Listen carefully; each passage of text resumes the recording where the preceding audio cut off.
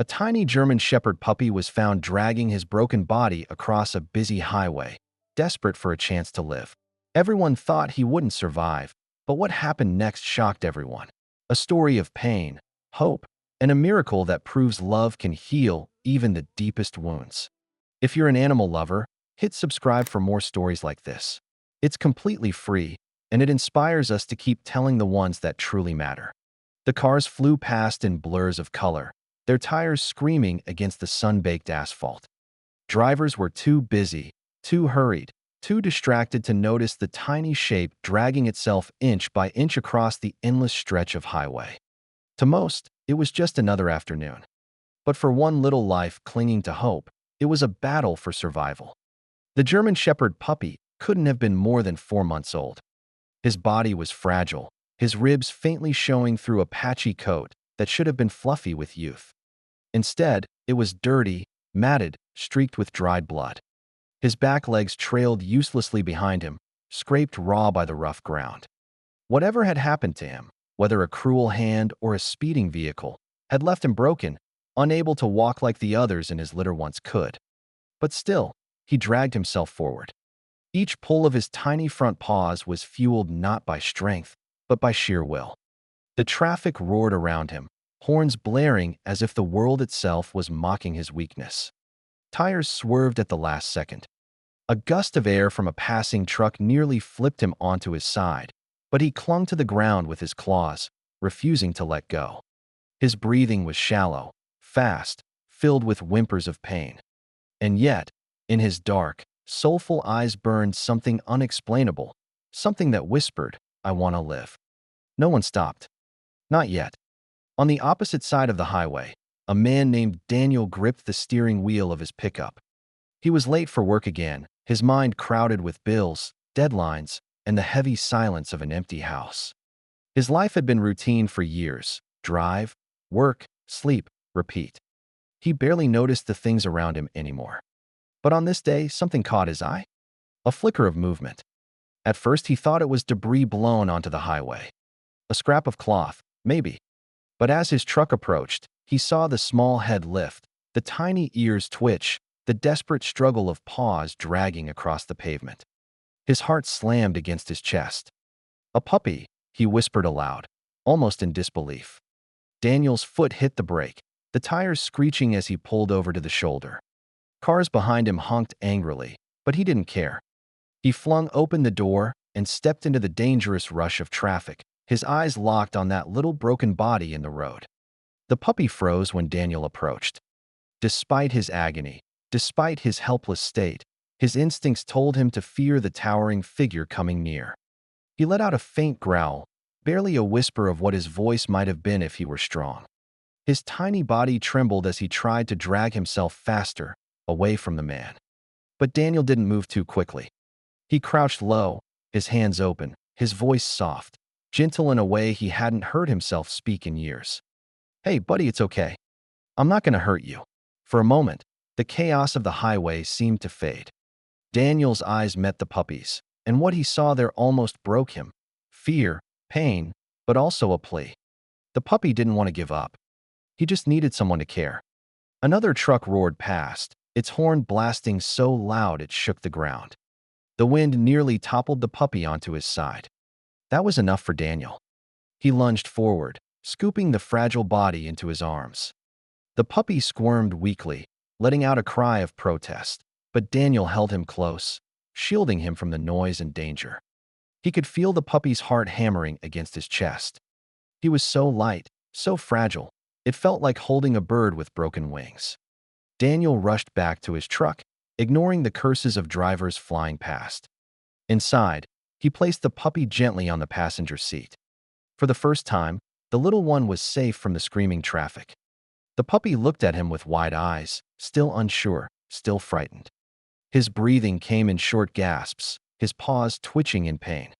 Daniel swallowed hard, starting the engine again. "Hang in there, little guy. We're going to get you some help." But even as he said it, he didn't know where to go. The nearest vet clinic was miles away, and this puppy looked like he didn't have much time. Daniel's hands tightened on the wheel, his heart pounding with urgency. The puppy shifted weakly, his head resting against the seat. And in that small, broken movement, something stirred inside Daniel, a crack in the hardened wall he had built around his life. He didn't know it yet, but saving this puppy would change everything. The emergency clinic smelled faintly of antiseptic, mixed with the low hum of machines and the occasional muffled cry of an animal in pain. Mark carried the German Shepherd puppy inside, his jacket wrapped tightly around the trembling body. The receptionist's eyes widened when she saw the blood trailing from the bundle in his arms, and within seconds, a team of vet techs rushed forward. "Hit by a car?" one of them asked, gently peeling back the jacket. Mark nodded, his throat tight. "I found him on the highway. He was dragging himself, like he wasn't ready to give up." The vet, Dr. Ramirez, appeared almost immediately. A woman in her 50s with kind but sharp eyes. She took one quick look and barked orders. "4 fluids. X-ray. Prep the oxygen." She crouched down and placed a reassuring hand near the puppy's muzzle. "You fought this far, sweetheart. Let's see if we can help you fight the rest of the way." Mark stood frozen in the corner as they lifted the puppy onto a table. His breathing was shallow, each inhale rattling in his tiny chest. The little shepherd whimpered, his eyes half closed, and Mark felt a pang deep inside. The vet moved swiftly. They shaved fur around the wounds, revealing angry scrapes and a deep gash along his side. The X-ray confirmed what Mark dreaded. His back leg was fractured. But there was more. "He's malnourished," Dr. Ramirez murmured, pointing at the scans. "And these injuries aren't just from tonight. See the scar tissue here? This pup has been through something long before the highway." Mark clenched his fists. Who could let a puppy, this small, this innocent, suffer like that? Hours blurred together. The team worked tirelessly, stitching the wound, setting the leg, administering antibiotics. Mark refused to leave. He sat in the waiting room, his jacket still stained with blood, eyes burning from fatigue, but fixed on the door. Finally, near dawn, Dr. Ramirez came out. She looked tired, but her expression carried a glimmer of hope. "He made it through surgery. He's stable, but very weak. The next 48 hours are critical." Mark let out a shaky breath. "Can I see him?" She hesitated, then nodded. Just for a moment. Inside the recovery room, the puppy lay curled on a soft blanket, his tiny chest rising and falling beneath the oxygen tube. His paw was bandaged, his leg carefully splinted. Mark knelt beside him, feeling the sharp sting of tears he hadn't shed in years. "You're tougher than you look, little guy," he whispered. The pup stirred faintly at the sound of his voice. His ears twitched, and though his eyes didn't open, he let out the faintest sigh, as if recognizing the man who had pulled him from the road. Mark didn't know why, but that small sign of trust hit him harder than anything. He hadn't planned for this. He hadn't planned to be responsible for a half-dead dog. But something about the puppy's struggle, his refusal to stop crawling forward even when everything was against him, it mirrored something deep inside Mark himself. When Dr. Ramirez returned, she studied him quietly. Most people would have left him. "You didn't. That says something." Mark swallowed hard. "I couldn't." He looked at me like he just needed someone to give him a chance. She gave a small, approving nod. "Then maybe you're exactly what he needs." The hours became days. Mark visited every chance he could, sitting by the kennel, speaking softly so the pup could hear his voice. Each time, the puppy seemed to respond, his tail giving a weak thump, his head trying to lift despite exhaustion. One evening, Dr. Ramirez approached him with paperwork. "He doesn't have a microchip. No owner has come forward. If you want, you could foster him during recovery." Mark stared at the form in his hands. Foster. The word carried weight. He had told himself he wasn't ready for responsibility, not with the mess of his own life. Yet, as he looked at the fragile pup, something inside him shifted. He signed. When the day finally came to bring him home, Mark was handed a list of medications, feeding instructions, and therapy exercises. The puppy limped uncertainly, his splinted leg awkward, but his determination was undeniable. Mark lifted him gently into the truck, where the pup settled onto the seat with a soft huff. On the drive home, Mark whispered, "You're safe now, buddy." And for the first time in years, Mark felt that maybe, just maybe, he wasn't so alone either. The little German shepherd's life was now measured not just by breaths and heartbeats, but by the steady rhythm of healing. Yet for all the medical marvels and kind hands, the deeper wounds, the ones invisible to X-rays and bandages, still lingered inside him. Daniel noticed them first. Every evening when he came into the recovery room, he would find the puppy curled into the farthest corner of the blanket, as though he wanted to make himself disappear. If a tray clattered in the hallway, the pup would flinch violently, eyes wide with a terror no one should have known at his age. "Easy, buddy," Daniel whispered one night, kneeling close but not touching. "You're safe now." Safe. The word felt heavy. Daniel had told himself that same thing countless times during his own years as a soldier, when the battle was over, when the noise had faded. But silence never erased memories. He saw something familiar in the puppy's eyes, the same haunted look he used to catch in his own reflection after long deployments. The staff had started calling the pup Chance, saying it suited him because life had given him one more. Daniel liked it. Still, he wondered if Chance believed in his own survival. Over the next week, Chance made small, almost imperceptible steps forward. He began shifting toward the front of his bed when Daniel arrived, his ears twitching at the sound of the man's boots. He even sniffed cautiously at Daniel's outstretched hand one morning, though he retreated the instant Daniel moved. It was progress, but fragile progress, like glass that could shatter with the slightest force. One afternoon, when the clinic was quieter than usual, Daniel sat on the floor by Chance's bed. He didn't bring food or toys. He didn't coax or call. He simply stayed, his back resting against the wall, his breathing slow and even. Hours passed. The shadows outside lengthened. Finally, as the sun bled orange across the window, Chance did something extraordinary. He limped forward, dragging his healing legs with effort, and collapsed beside Daniel's thigh. Not touching, just close enough to feel the warmth of his presence. Daniel didn't move a muscle. His throat tightened, but he kept his hands flat on the floor. The choice had to be Chance's. That night was the first time Daniel let himself imagine what it would mean if the puppy trusted him completely. But miracles are rarely smooth. The next day proved it. A sudden storm rolled over the town. Thunder cracked like gunfire, and rain pelted the roof in a wild fury. Chance panicked. He clawed desperately at the blanket, whimpering, twisting his body in a frantic attempt to hide. His paws scraped at the floor until they bled again, reopening wounds. Daniel rushed in at the sound, his chest aching at the sight of the puppy spiraling into fear. Without thinking, he crouched down, scooped the trembling body gently into his arms, and pressed Chance against his chest. The pup froze. For one agonizing moment, Daniel thought he had ruined everything, that Chance would fight to escape, that trust would crumble before it had even formed. But then, through the thunder and rain, Daniel felt a tiny shudder against his shirt. Chance had tucked his head beneath Daniel's chin. His breathing slowed, still ragged but sinking with the steady beat of Daniel's heart. The storm raged on outside, but inside that small room, something else was happening, something Daniel could barely believe. Chance was letting himself believe that touch didn't have to mean pain, that arms could be a refuge instead of a trap. From that night forward, their bond deepened. Daniel began arriving earlier, staying later. He carried Chance outside for short walks in the sunshine, the pup's paws wrapped in protective bandages. He celebrated each tiny step, each brave lift of the head toward the world. Still, doubt lingered. Chance bore scars that ran deeper than his healing legs. And Daniel knew that while the body might mend, the heart often took much longer. One evening, as Daniel prepared to leave, Chance limped after him. Just a few steps, just enough to show he didn't want the man to go. Daniel's eyes burned. He knelt, cupping the puppy's face gently between his hands. "You're not alone anymore," he whispered.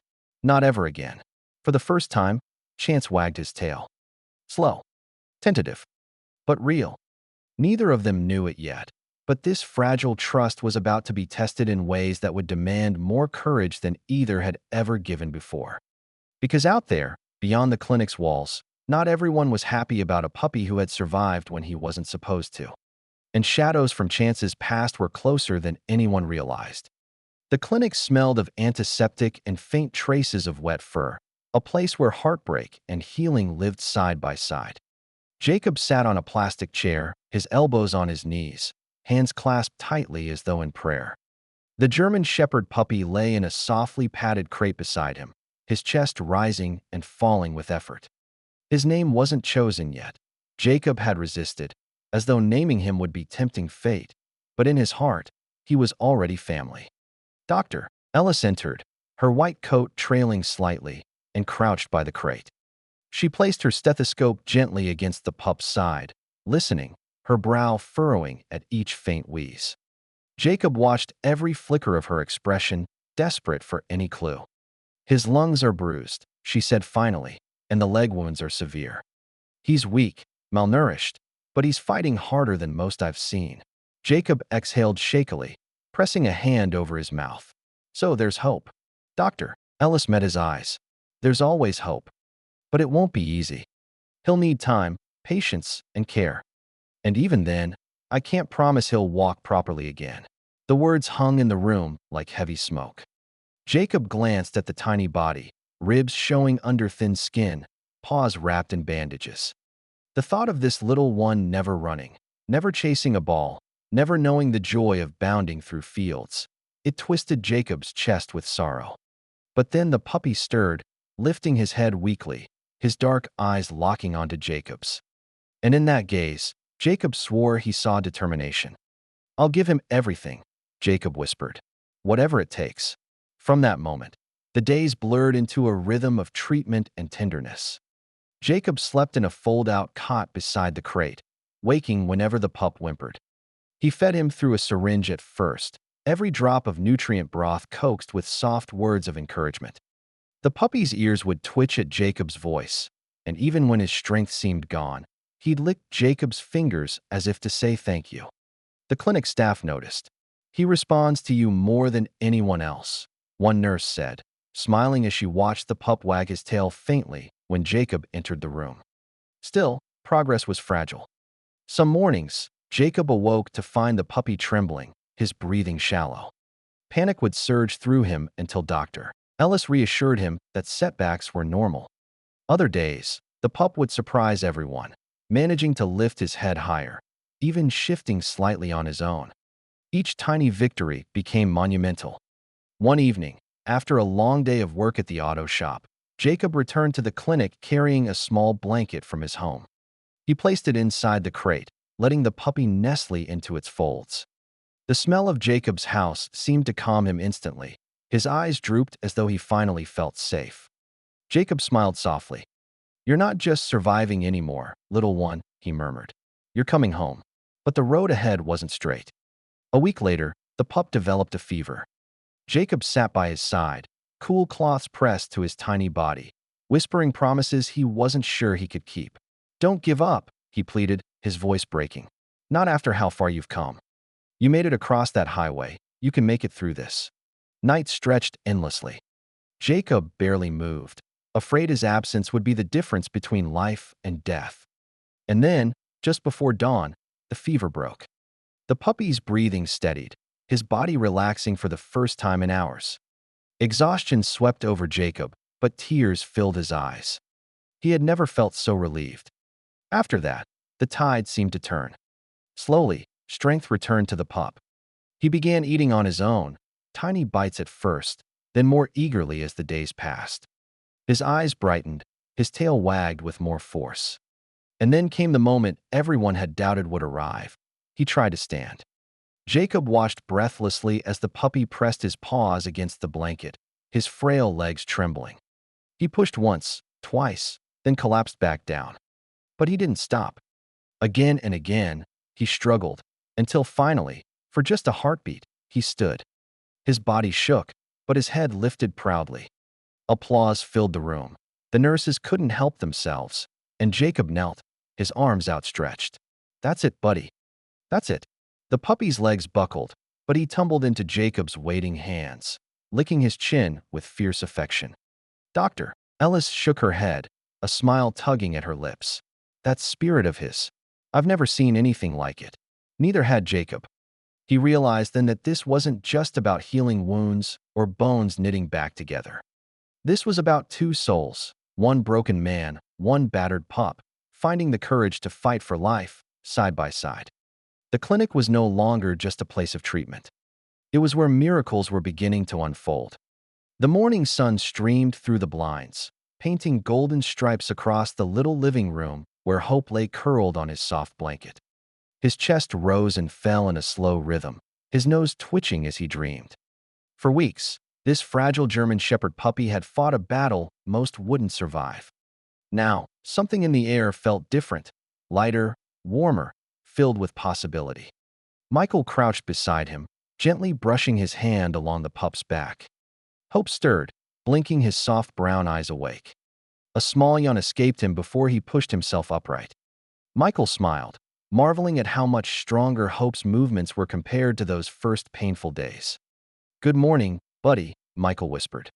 Hope tilted his head and wagged his tail, a faint thump against the blanket. Then, with visible effort, he shifted his weight forward. His front paws pressed into the blanket, trembling but determined.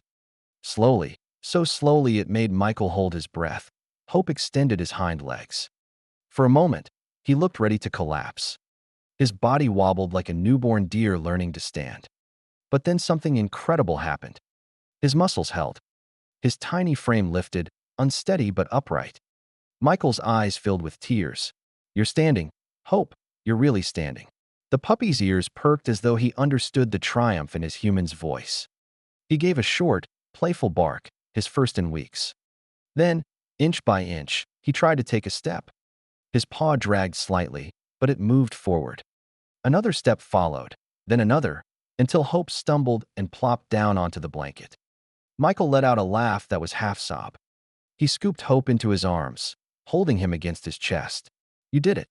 You did it, little fighter." From that day forward, every moment became a step toward freedom.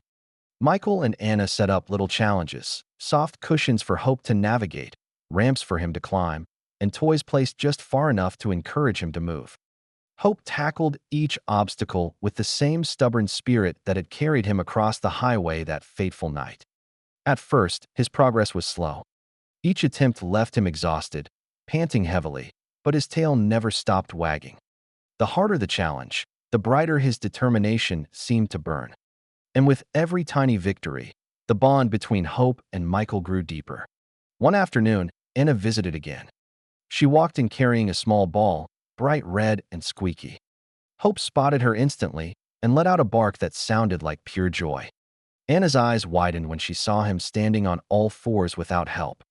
"Michael, look at him," she gasped. Hope, fueled by her excitement, wobbled forward, his paws moving faster than his balance allowed. He nearly tumbled, but somehow stayed upright. His tail wagged furiously, and when Anna knelt, he reached her, burying his face in her lap, licking her hands as though thanking her for every moment of care she had given. Tears streamed down Anna's face. "You're a miracle, little one. A true miracle." That night, Michael sat on the porch with Hope resting in his lap. The stars sparkled above, and the quiet hum of the crickets filled the air. Michael thought back to the first time he saw the puppy dragging himself across the highway, broken and desperate. He remembered how hopeless it had seemed. And yet, here they were. "You saved yourself," Michael whispered into the night, stroking the pup's fur. "But you also saved me. I didn't realize how much I needed you until now." Hope shifted, pressing closer against Michael's chest. His breathing was steady, his body stronger than ever. For the first time since the accident, Michael felt something he hadn't in years: hope for himself. As the days passed, word of Hope's story spread. Neighbors began visiting, bringing treats and toys. Children came to the yard, sitting cross-legged on the grass, while Hope hobbled toward them with his tail wagging like a banner of triumph. He became a symbol, not just of survival, but of resilience, of refusing to surrender even when the odds were impossible. One evening, a local reporter asked to meet Hope. Michael hesitated at first, worried about exposing the little dog to too much attention. But as he watched Hope joyfully greet the strangers, he realized the pup's story wasn't meant to be kept quiet. It was meant to be shared, to remind people of the strength found in even the smallest creatures. When the article was published, messages poured in from across the community. People wrote about how Hope's journey inspired them to keep fighting through their own struggles, illness, loss, loneliness. Somehow, a puppy who had once been left to die on the highway had become a beacon of healing for countless souls. Through it all, Michael remained grounded in one truth. Hope wasn't just a puppy he had saved. Hope was family. And each time he watched the pup take another shaky, triumphant step, Michael whispered the same promise. No matter how far you go, you'll never walk alone again. The months that followed were unlike anything Daniel had ever known. What began as a desperate rescue on a highway had turned into a journey of love, resilience, and healing that touched far more lives than just his and the little German shepherd's. Buddy, no longer the trembling, broken puppy dragging himself across asphalt, was now running, leaping, and greeting every sunrise with a spirit so fierce that even Daniel sometimes had to pause and marvel. His body bore faint scars, yes, but his eyes no longer held fear. Instead, they glowed with mischief, loyalty, and a spark of gratitude that words could never capture. Each morning, Daniel awoke to the same sound, Buddy's paws scratching lightly against his door, followed by a small whine. It was Buddy's gentle reminder, time for their morning walk. Those walks became sacred rituals. As the world stirred awake, man and dog wandered down quiet streets or along trails where Buddy could stretch his legs, his once weak limbs now strong and steady. Sometimes, strangers stopped, curious about Buddy's limp and the bond so clearly visible between them. Daniel always smiled and told the story. Each time, he saw how people's eyes softened, how hearts opened. Buddy wasn't just his miracle anymore. He was everyone's. The vet clinic often invited Daniel and Buddy back, not for treatments now, but for inspiration. Families considering adoption met him.